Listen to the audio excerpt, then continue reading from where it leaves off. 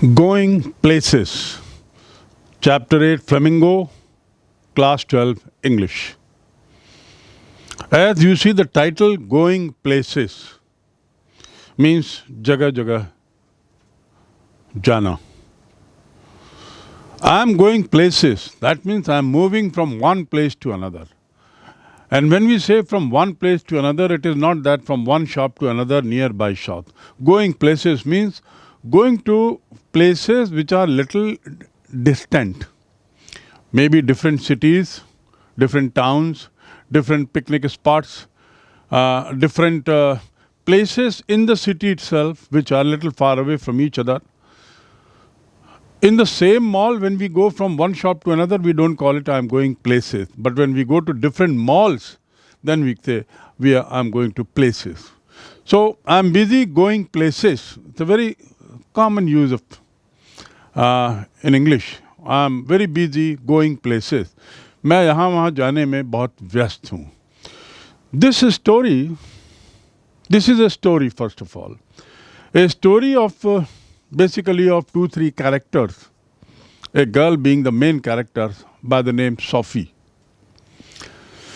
एक लड़की की कहानी है मुख्य रूप से जो एक कल्पना की दुनिया में रहती है, कपोल कल्पना की दुनिया में, अजीबो गरीब कल्पना में, और वो लड़की किशोरावस्था में है. She is in adolescent age. As you see in your book, there is some description described. Adolescent age. Adolescent means किशोरावस्था. जब आप टीन की एज में आ गए हैं और युवा की ओर बढ़ रहे हैं, वो काल कहलाती किशोरावस्था की. किशोरावस्था के काल की एक लड़की सोफी, उसकी एक कहानी है, उसके आधार पर लिखी गई, उसको केंद्र बिंदु पे रख के, जिसमें वो कल्पना की उड़ान करती है. ये वो उम्र है जिसमें लोग कल्पना की दुनिया में रहते हैं, क्या क्या ख्वाब देखते हैं, और ऐसे ख्वाब जो सच्चाई से बहुत परे हैं. ये कल्पना की उड़ान के लिए शब्द है फैंटेसाइज. कपोल कल्पना, फैंटेसाइज. तो it is a story by A.R. Barton, who is an English writer, writing in English, but otherwise he is from Zurich. Look at Zurich, a beautiful place, the capital of Switzerland. And so far the quality of life is concerned, जीवन की गुणवत्ता की बात हो तो दुनिया में 2006-07 में जो सर्वे हुआ था कि सबसे अच्छे शहर कौन से हैं क्वालिटी ऑफ लाइफ की दृष्टि से, तो ज्यूरिच को पहला स्थान मिला था. It is such A city full of healthy atmosphere, absolutely clean air, absolutely pollution free and what not. इस ज्यूरिच शहर के रहने वाले मिस्टर A.R. बार्टन की अंग्रेजी में कहानी है. ज्यूरिच, जैसा मैंने कहा, स्विट्जरलैंड में है और वहाँ की राजधानी है. करीब 4-5 लाख उसकी जनसंख्या है बस, और 100 स्क्वायर किलोमीटर में फैला हुआ शहर है. तो mister Barton is a modern writer, नए तरीके की कहानियां लिखते हैं, and rights in English. In this story going places, mister Barton explores the theme of adolescent. Explore करना मतलब छानबीन करना. To explore. I am exploring new places. कोई आपसे पूछता है कि तुम कहाँ हो, तो मैं चिल्पी घाटी में हूँ, वहाँ क्या कर रहे हो? I am exploring new places. मैं नई नई जगहों की छानबीन कर रहा हूँ, आसपास के क्षेत्रों को घूम रहा हूँ. तो to explore मतलब that. Explore the possibility of going to Delhi next month. अगले महीने दिल्ली जाने की संभावनाओं की जरा छानबीन तो करो. So explore the possibility of going to Delhi next month. So explore, and as I said, adolescent means किशोरावस्था. फैंटेसाइजिंग, कपोल कल्पना, एक कल्पना की उड़ान, ख्वाबों की दुनिया, अवे फ्रॉम द रियलिटी. और दूसरी बात जो इस कहानी में दिखाई गई है वह है hero worship. Remember, spelling is HERO। सामान्यतः हम हिंदी में उसे हीरो कहते हैं, अंग्रेजी में उसे हेरो कहा जाता है, हेरो। उच्चारण उसका ध्यान दें, हेरो, हेरो वर्शिप, पूजा, वर्शिप माने पूजा। तो व्यक्ति पूजा और कल्पना की उड़ान, ये किशोरावस्था के बच्चों की एक क्वालिटी, एक गुण है। इस उम्र की दहलीज पर जब आते हैं तो न जाने किस किस तरह की कल्पनाएं करने लगते हैं लोग, और कैसे वे किसी व्यक्ति को अपना नायक बना लेते हैं, अपना हीरो बना लेते हैं, और वो नायक जैसा बातचीत करना, नायक जैसा जीवन रहन सहन लाने की कोशिश करना, नायक से अपने को जोड़ना, ये इस उम्र की खास बात है। सो this story is generally about children who are in the adolescent age, from the age of about 16, 17 till about 22, 23, and they are fantasizing, कल्पना कर रहे हैं, और at the same time they also do a lot of worship। worship मतलब पूजा, लेकिन ऐसी पूजा यहाँ नहीं है। worship मतलब किसी को अत्यधिक पसंद करना, हीरो वर्शिप, किसी को हीरो मानना। आपने देखा होगा इस उम्र के बच्चों के कमरों में जब आप जाएं, यदि उनका अपना स्वयं का कमरा हो तो वहाँ पर बहुत सारे पोस्टर लगे रहते हैं, बहुत सारे चित्र रहते हैं, और उन चित्रों को आप देखेंगे तो आप पाएंगे कि कुछ खास लोगों के चित्र लगाए गए हैं, चाहे न्यूज़पेपर की कटिंग हो, चाहे बड़े बड़े पोस्टर हों, चाहे टीवी से इमेज ले ली गई हो और उसका प्रिंट आउट निकाल के लगाया गया हो। ऐसा कमरों में लगा रहता। खासकर आप हॉस्टल्स में जाएंगे, जब इस उम्र के बच्चों के हॉस्टल में जिन्होंने कॉलेज में एडमिशन लिया है या 11वीं 12वीं में पढ़ रहे हैं, तो इनके हॉस्टल में भी इस ढंग का दृश्य दिखता है। ये सब क्या है? This is nothing but fantasizing and doing hero worship. So this story is about the children of that age, and the main character of this story is Sophie. उसके माध्यम से कहानी बढ़ती है और पूरे समय लगातार संवाद है, बातचीत है। उस बातचीत के जरिए आपको ये समझना है कि बच्चे की मन स्थिति क्या है, क्या सोचता है, कैसे सोचते हैं, और संभव है कि आप भी अपने को उस बच्ची की सोच से बहुत निकट पाएं, अपने को जुड़ा हुआ पाएं। अरे मैं भी तो ऐसा करता हूँ। ये इस उम्र का तकाजा है। Normally this is what happens, though, and this happens mostly with those who are not focused about their career as such। ये सामान्यतः उन लोगों के साथ होता है, ऐसी तकलीफ, ऐसी आदत, जो अपने कैरियर पर उतना ज़्यादा सजग नहीं है। So we come to the story now, and to start with, कुछ शब्दों को यहाँ देखें। I am following the book exactly, your course book, Flamingo, and you look at some of these words. Notice these expressions in the text. Infer their meaning from the context. To infer मतलब अर्थ निकालना। Infer मतलब अर्थ निकालना। I infer that he is not happy. इसका मतलब मुझे ये लगता है कि वह खुश नहीं है। Inference, infer. So infer their meanings. इन शब्दों के मीनिंग निकालें। कहाँ से? From the context. कंटेक्स्ट मतलब जिस संबंध में उस शब्द का उपयोग किया गया है, उस संबंध को देखते हुए इस शब्द का अर्थ निकालें। एक शब्द के कई मीनिंग होते हैं, जैसे हिंदी में भी एक शब्द के बहुत से मीनिंग होते हैं, ऐसे ही एक शब्द का अंग्रेजी में भी कई मीनिंग होता है, बहुत। सो यहाँ पर क्या मीनिंग होगा, ये आप जहाँ पर इस वाक्य शब्द का उपयोग हुआ है उसको देखते हुए उसका मीनिंग निकालें। That means we will not have the exercise of meanings of these words right now. We will not discuss about synonym right now. We'll find out it later during the course of our learning. So the story starts with, when I leave, Sophie said, coming home from school, I'm going to have a boutique. Boutique means what? आपने सुना होगा ऐसी दुकानें जहाँ पे fashion और कपड़ों की डिज़ाइनों से संबंधित कपड़े बिकते हों, कपड़ों की नई नई डिज़ाइनों के साथ, जो नॉर्मली फैशन में काम आती हैं। बड़े महंगे कपड़े होते हैं, बहुत शौकीन लोग, बहुत खर्चीले कपड़े होते हैं। ऐसी जगहों को, ऐसी दुकानों को बुटीक बोलते हैं। So Sophie says, when I leave coming from home from school, school से निकलते हुए कहती है, I am going to have a boutique.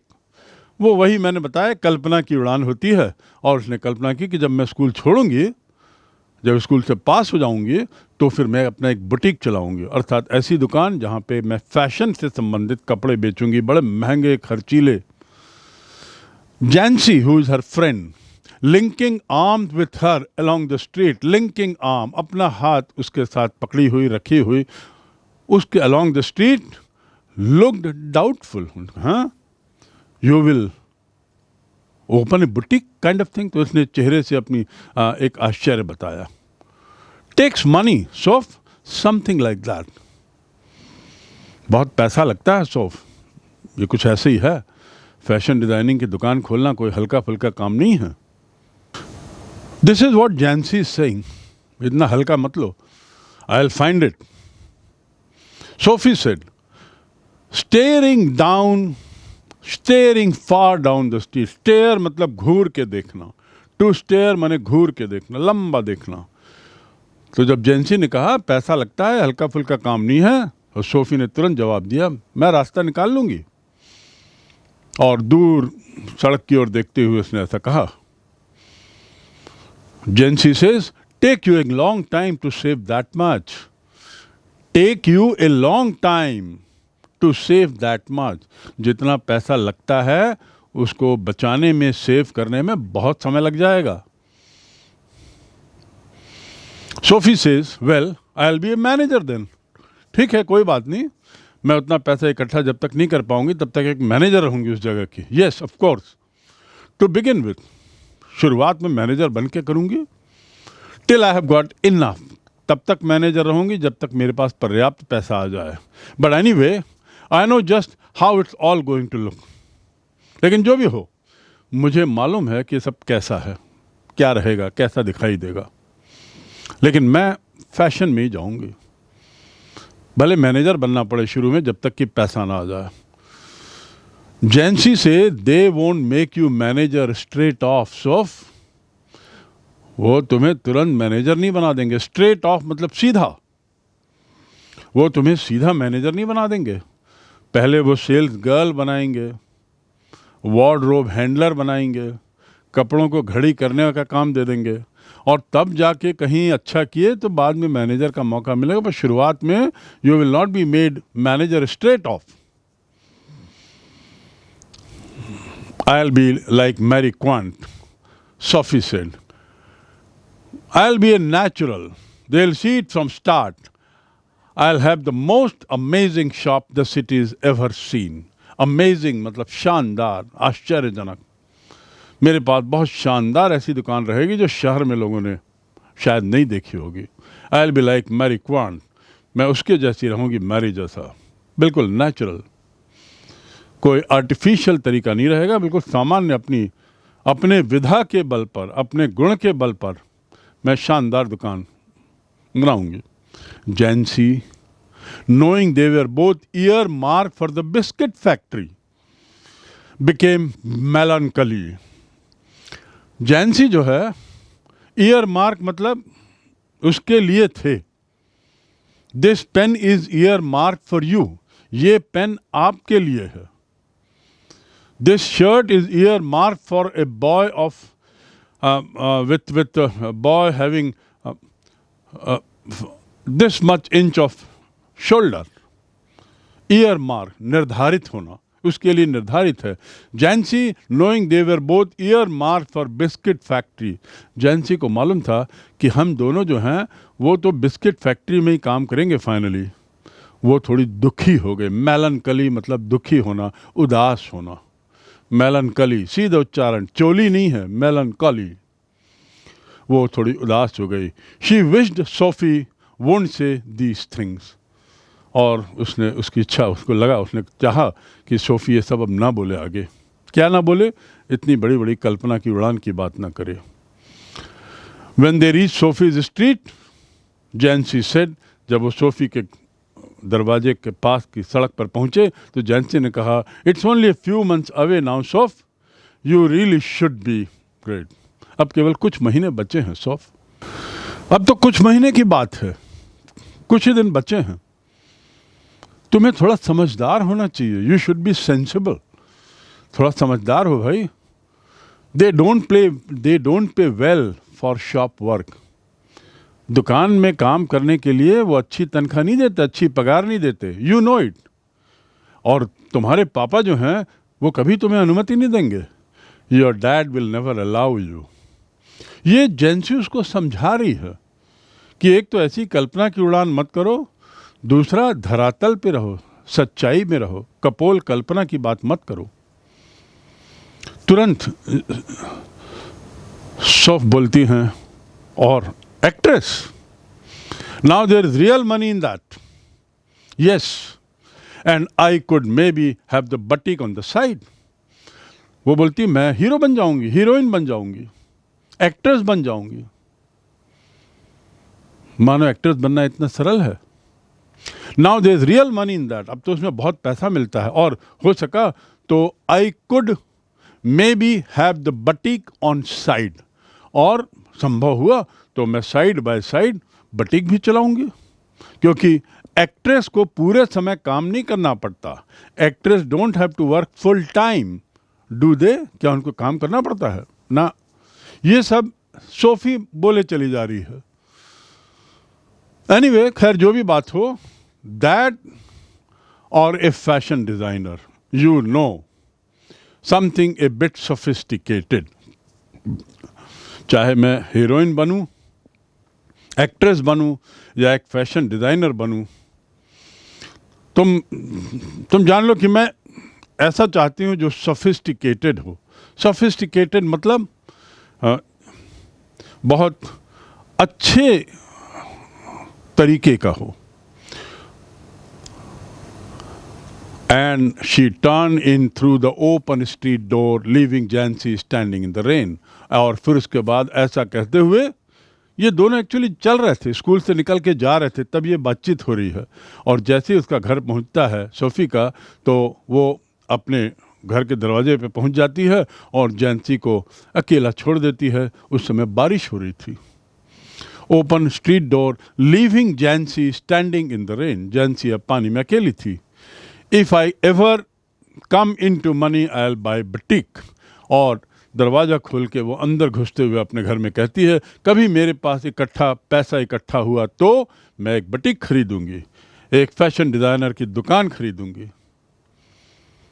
If I ever come into money, देखिए इसका उपयोग, कम इन टू मनी मतलब पैसे में आऊंगी नहीं, ये एक मुहावरेदार उपयोग है, इडियोमेटिक यूज है। कम इन टू मनी मतलब कभी मेरे पास यदि पैसा हुआ तो, याद रखेंगे। इफ आई एवर, एवर माने कभी, I will never come to you, he will ever come to me, कभी वो मेरे पास आएगा, and I will never come to him मतलब वह कभी नहीं आएगा। तो ये एवर और नेवर का उपयोग देख लें। यहाँ एवर, एवर मतलब कभी यदि मेरे पास पैसा हुआ। If I ever perform well, if I ever win A medal, यदि मैं कभी मेडल जीता, then I'll get a scholarship. So ever. If I ever come into money, I'll buy boutique. ऐसा कहते हुए घर के अंदर घुसती है। If you ever come into money, if you ever come into money, you will buy us a blessed, decent house to live in. Thank you very much. ये कोई कहता है, उसके पिताजी कहते हैं, जो वहाँ बैठे हुए थे कमरे के अंदर। उन्होंने सोफ़ी को कहते हुए सुना कि यदि कभी पैसा आएगा तो मैं बटीक खरीदूंगी। तो पिताजी का जवाब क्या होता है? वो धुतकार देते हैं, if you ever come into money, यदि कभी तुम्हारे पास पैसा आएगा, यदि तुम्हारे पास कभी पैसा आएगा तो हमारे लिए एक अच्छा सीधा सादा मकान खरीद लेना।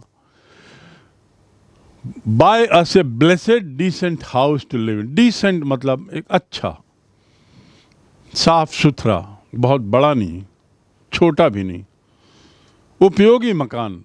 ब्लेसेड, यदि कभी हमको यदि भाग्य साथ दिया तो हमारे लिए एक मकान खरीद लेना। Thank you very much. और ऐसा कह के पापा ने उसको कहा बहुत बहुत धन्यवाद। तो एक और धुतकारा करके उसको उसकी बात को काटा और फिर कहा भैया कभी आएगा तुम्हारे पास पैसा तो हमारे लिए एक मकान खरीद देना। Sophie's father was scooping shepherd's pie into his mouth as hard as he could go. उस समय जब सोफी ऐसा बोलती है तो उसके पिताजी जवाब देते हैं। उस समय वो क्या कर रहे थे? उसके पिताजी, सोफी के पिताजी स्कूपिंग शेफर्ड, स्कूप करना मतलब ऐसा निकालना कुछ चीज़ को चम्मच से, झारे से, फावड़े से मिट्टी को स्कूप करना। तो स्कूप करना, निकालना इस तरीके से। तो वो स्कूपिंग शेफर्ड्स पाई। शेफर्ड का मतलब वैसे होता है चरवाहा, शेफर्ड मतलब चरवाहा, पर शेफर्ड पाई जो है एक खाने का आइटम है, गोश्त है। पके हुए, अच्छे पके हुए आलू को मिलाकर गोश्त बनाया जाता है, उसे कहते हैं शेफर्ड पाई। तो उसके पिताजी शेफर्ड पाई निकाल के अपने मुंह में डाल रहे थे और भरने की कोशिश कर रहे थे, as hard as he could, as hard as he could go. His plump face still grimy and sweet. उनका जो फूला हुआ था, प्लम्प मतलब फूला हुआ चेहरा, उनके जो गाल थे गोल मटोल थे, गोल मटोल चेहरा, फूले से ज़्यादा अच्छा शब्द है गोल मटोल चेहरा, plump. That boy looks plump. Plump मतलब मोटा नहीं होता, प्लम्प मतलब थोड़ा फूला हुआ, थोड़ा ढीला ढाला शरीर, जिसका पीठ, शोल्डर, मसल सब हिल रहे हों, मांसल ज़्यादा हो, so plump.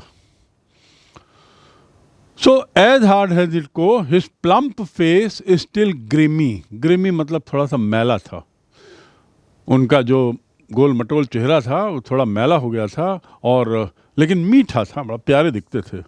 Mark from the day, दिन के काम के कारण, दिन भर के काम के कारण उनका चेहरा ऐसा हो गया था। याद रखें, इस स्टोरी में पूरे दृश्य बताया गया है। सोफ़ी स्कूल से आ रही है जेंसी के साथ, फिर क्या बातचीत होती है, फिर सोफ़ी दरवाजे के अंदर घुसती है, पापा को कुछ बोलती है, उस समय पापा क्या कर रहे होते हैं, पूरी घटना बड़ा जीवंत विवरण है। ऐसा लगता है मानो सामने पिक्चर जैसा एक दृश्य आ रहा है। और शाम हो चली थी, मार्क्ड फ्रॉम द डे, दिन भर के कारण जो शरीर थोड़ा चेहरा मैला हो गया था, और लेकिन फिर भी अच्छा दिख रहा था पसीने से आता हुआ। और शाम हो चली थी क्योंकि सोफ़ी और जेंसी तो स्कूल से लौट रहे थे। आगे क्या कहा पापा ने? She thinks money grows on trees, don't she? She thinks money grows on trees, don't she dad? ये पापा नहीं कहते, ये सेंटेंस उसका भाई कहता है। पापा ने तो जो कहना था पिताजी ने वो कह दिया। अब उसका भाई भी जो वहाँ बैठा हुआ था पास में, जो hanging on the back of his father's chair, अपने पिताजी की कुर्सी के पीछे लटका हुआ था। हैंगिंग मतलब ऐसा लटकना नहीं जैसे कोई चीज़ हैंग करती हो, पर्दा हैंग करता हो, ऐसा नहीं। लटका हुआ मतलब उसके बल पर वो टिका हुआ था, कुर्सी के बल पर वो टिका हुआ था। उसने भी एक ताना मार दिया, एक वाक्य कह दिया, और उसने कहा वो सोचती है कि मानो पैसा पेड़ में होता है। नहीं पापा, ऐसा नहीं सोचती क्या वो? said little Derek. So you have Sophie, you have Jency, you have her father, and now you have Derek the brother hanging on the back of his chair. अब मदर आती हैं. Their mother sighed. S-I-G-H. To sigh मतलब राहत की ऐसी सांस लेना, गहरी सांस लेना जिसमें आवाज़ हल्की सी आती। ये सोशी साइड। मदर ने जब सुना, तो जब सोफ़ी ऐसा कह रही है तो हर एक की प्रतिक्रिया को देखिए, राइटर ने कितने अच्छे तरीके से बताया है। फादर ने कुछ कहा, डेरेक ने कुछ कहा, जहाँ मदर एक तरीके से गहरी सांस लेती है। Sophie watched her back stooped over the sink. सोफ़ी ने माँ के बैक को देखा। सोफ़ी जो थी वो माँ के पीछे पहुँची थी उस समय जब माँ झुकी हुई थी। सिंक मतलब बर्तन धोने का जो चौके में जो बना रहता है, एक तरीक़े से कंटेनर जिसमें नल रहता है, उसको सिंक बोलते हैं। तो माँ जो थी वो काम कर रही थी, बर्तनों की सफाई कर रही थी, इसलिए झुकी हुई थी। So she was stooping over the sink. Sophie watched her back, stooped over the sink, and wondered at the incongruity of delicate bow which fastened her apron string. देखिए इसमें कई शब्द हैं। वॉच मतलब देखना। तो सोफी ने जब देखा तो माँ क्या कर रही थी? माँ झुकी हुई थी। सोफी पीछे से देख रही है और माँ झुकी हुई थी और सिंक के ऊपर। और उसने, सोफी को लगा, वो समझ नहीं पाई, आश्चर्य किया कि माँ एक और बर्तन धो रही हैं, वहाँ दूसरी ओर बड़ा सुंदर उनके एप्रन में गांठ लगा हुआ बड़ा सुंदर धागा है, तागा है, रस्सी है। तो इनकॉन्ग्रुअस मतलब मैच नहीं कर रहा है, मिलान नहीं हो रहा है। माँ काम कुछ कर रही हैं और इतने सुंदर धागे वाला वाला उन्होंने धागा अपने एप्रन में लटकाया हुआ है, बांधा हुआ। एप्रन क्या होता है आप जानते ही होंगे। एप्रन होता है जब कोई किचन में काम करता है या कोई सफाई का काम करता है, होटल में आपने देखा होगा, तो शर्ट के ऊपर या अपने कपड़े के ऊपर ऐसा एप्रन पहन लेते हैं। आप देखेंगे एप्रन का पिक्चर, ऐसा बांध लेते हैं एप्रन, ताकि शर्ट का जो फ्रंटेज है, कपड़े का जो फ्रंटेज है, सामने का हिस्सा, वो गंदा ना हो। तो मदर जो एप्रन पहनी थी उसमें जो धागे थे वो बड़े सुंदर थे और काम कर रही थी बर्तन का। द डेलिकेट सीमिंग बाव। डेलिकेट मतलब जो बड़ा नरम हो, सॉफ्ट हो, डेलिकेट हो, जो तुरंत टूट जाए, गिर जाए। सीम मतलब दिखाई देना। ऐसा दिखता हुआ धागे का वो जो बंडल था, जो बड़ा डेलिकेट दिख रहा था, और उसमें जो माँ थी उसका क्रूकेड बैक दिख रहा था। क्रूकेड बैक मतलब, क्रुक मतलब ऐसा गोल हो जाना, शरीर वजन से, वृद्धावस्था से, उम्र के साथ थोड़ा झुक जाता है आदमी, तो क्रूकेड बैक, बैक मतलब पिछला। तो वो पिछले हिस्से का एप्रन का धागा दिख रहा था जो डेलिकेट लग रहा था, बहुत सुंदर प्यारा सा लग रहा था। सीमिंग मतलब दिखाई देना। You seem to be tired, तुम थके हुए दिखाई दे रहे हो। You seem to be tired, तुम थके हुए क्यों दिखाई दे रहे हो। It seems that it is 5 o'clock now, ऐसा लगता है कि अब शाम का 5 बज गया है।